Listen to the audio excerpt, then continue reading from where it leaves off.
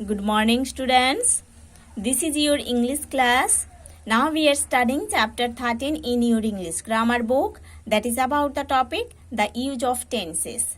Students, in the previous classes we have already studied the first part, the second part, the third part and the fourth part of this chapter.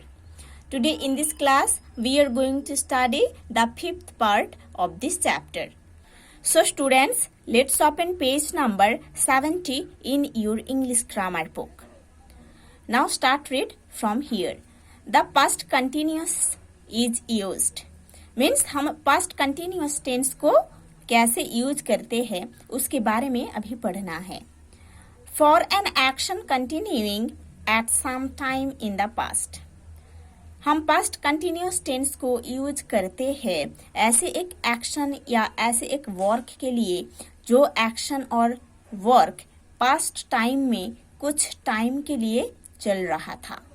ठीक है, हम past continuous tense को use करते हैं ऐसे एक action और work के लिए जो एक्शन और वर्क पास्ट टाइम में कुछ टाइम के लिए चल रहा था. The chief interest is not the time of action but its continuity. है ना, इस एक्शन का जो चीफ इंटरेस्ट है ना, जो मेन इम्पोर्टेंस है वो है उस एक्शन का कंटिन्यूटी, है ना, उसका टाइम नहीं.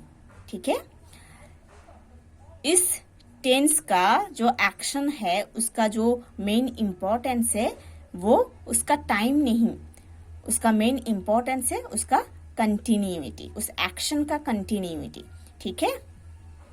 Number 1 example, when I saw him he was playing chess. Okay, जब मैं उनको देखा था तब उन्होंने चेस खेल रहे थे.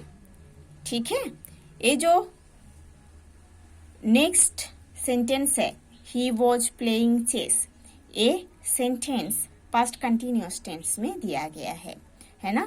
ही है सब्जेक्ट, उसके बाद हेल्पिंग वर्ब वॉज यूज हुआ है सब्जेक्ट के अनुसार, उसके साथ V1 प्ले के साथ ING ऐड होकर एक प्लेइंग बना है ना, और चेस है ऑब्जेक्ट. सो ये जो सेंटेंस है वो पास्ट कंटिन्यूअस टेंस में दिया गया है. ठीक है. Number 2, I was writing a letter when he came in. जब उन्होंने अंदर आए थे तब मैं एक लेटर लिख रहा था. ठीक है, I was writing a letter. ये जो सेंटेंस है ये पास्ट कंटिन्यूअस टेंस में दिया गया है. I है सब्जेक्ट, was है हेल्पिंग वर्ब, राइटिंग है V1 प्लस ING, V1 है राइट, उसके साथ ING ऐड होकर राइटिंग बना है, आ लेटर है ऑब्जेक्ट. ठीक है. Next point, the past continuous tense is used for repeated actions और हैबिट्स इन द पास्ट. हम पास्ट कंटिन्यूअस टेंस को यूज करते हैं पास्ट टाइम का किसी हैबिट्स या कुछ हैबिट्स को शो करने के लिए या पास्ट टाइम का रिपीटेड एक्शंस को शो करने के लिए हम पास्ट कंटिन्यूअस टेंस को यूज करते हैं. ठीक है, हम पास्ट कंटिन्यूअस टेंस को यूज करते हैं ऐसे कुछ पास्ट एक्शंस के लिए जो कि रिपीटेड एक्शंस होता है ना, और ऐसे कुछ हैबिट्स के लिए हम जो ऐसे कुछ हैबिट्स के लिए जो पास्ट टाइम में किया जाता था उसके लिए भी हम पास्ट कंटिन्यूअस टेंस यूज करते हैं. Number 1 example, I was continuously reminding him to be careful. So ये जो सेंटेंस है ये सेंटेंस पास्ट कंटिन्यूअस टेंस में दिया गया है. देखो, आई है सब्जेक्ट, वॉज है हेल्पिंग वर्ब, रिमाइंडिंग है V1 plus ING, remind plus ING add होकर ये रिमाइंडिंग बना है. ठीक है, ये जो सेंटेंस ये एक रिपीटेड एक्शन को शो कर रहा है जो कि पास्ट टाइम में होता था, है ना, इसीलिए ये सेंटेंस पास्ट कंटिन्यूअस टेंस में दिया गया है. Number 2 example, he was always ringing me up and disturbing me.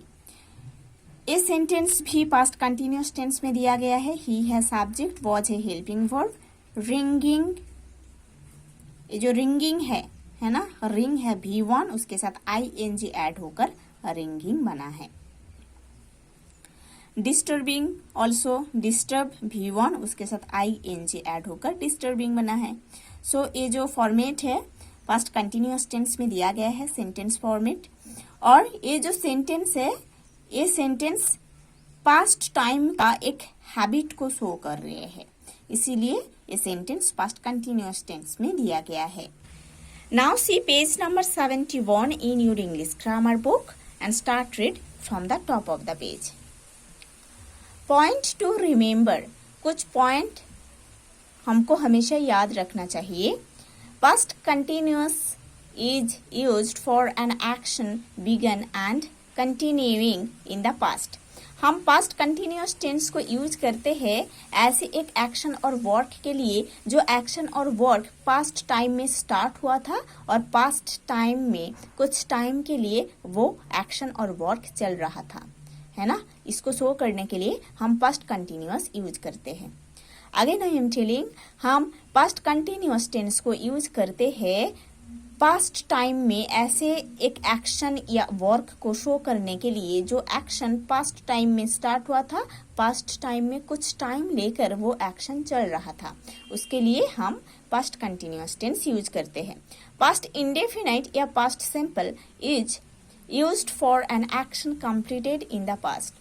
Past indefinite या पास्ट सिंपल टेंस को हम यूज करते हैं ऐसे एक एक्शन के लिए जो एक्शन पास्ट टाइम में स्टार्ट हुआ था, पास्ट टाइम में कंप्लीट भी हो गया है, ठीक है। पास्ट इंडेफिनाइट टेंस को हम यूज करते हैं ऐसे एक पास्ट एक्शन के लिए जो एक्शन पास्ट टाइम में कंप्लीट हो गया था, ठीक है। Example number 1, he was climbing up the tree when he fell down, ठीक है। He was climbing up the tree, ये सेंटेंस दिया गया है पास्ट कंटिन्यूअस में। ही है सब्जेक्ट, वॉज है हेल्पिंग वर्ब, क्लाइंबिंग है, क्लाइम है V1, ing उसके साथ ऐड होकर V1 के साथ ing ऐड होकर क्लाइंबिंग बना है। ये जो फॉर्मेट है सेंटेंस फॉर्मेट, ये पास्ट कंटिन्यूअस टेंस में दिया गया है और ये सेंटेंस फॉर्मेट ये शो कर रहा है कि पास्ट टाइम में ऐसे एक एक्शन स्टार्ट हुआ था जो कि पास्ट टाइम में वो एक्शन कुछ टाइम के लिए चल रहा था, ठीक है। When he fell down, he fell down, he है सब्जेक्ट, fell है V2, ठीक है। he है सब्जेक्ट, fell है V2 जो कि सिंपल पास्ट या पास्ट इंडेफिनाइट में दिया गया है। Number 2, he was telling lies and the teacher punished him।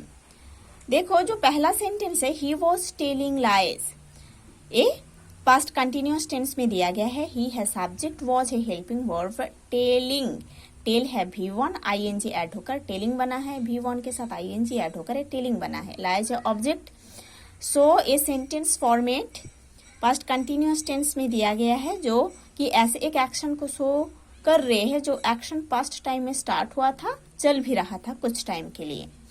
और जो सेकेंड एक्शन है that teacher punished him, a past simple या पास्ट इंडेफिनाइट टेंस में दिया गया है। दैट टीचर है सब्जेक्ट, पनिश्ड है V2, हिम है ऑब्जेक्ट, ठीक है। So students, you have to study properly to this portion about the use of past continuous tense properly. In the next class we will study about the use of the past perfect tense. ठीक है।